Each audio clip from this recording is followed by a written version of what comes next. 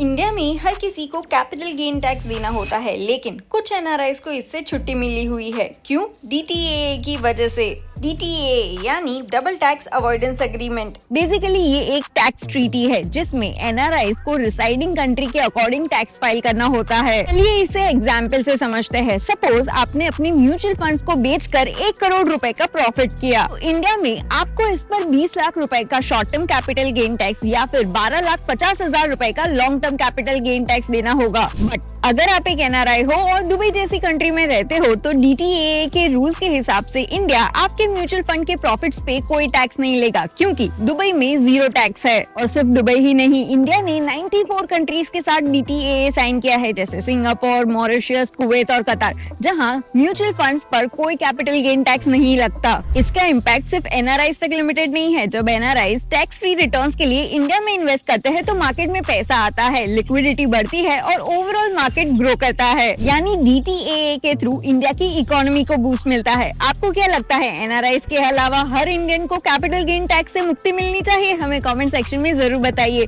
और ऐसे ही वीडियोस के लिए चॉइस को फॉलो कर लीजिए, क्योंकि ये है भरोसे की चॉइस।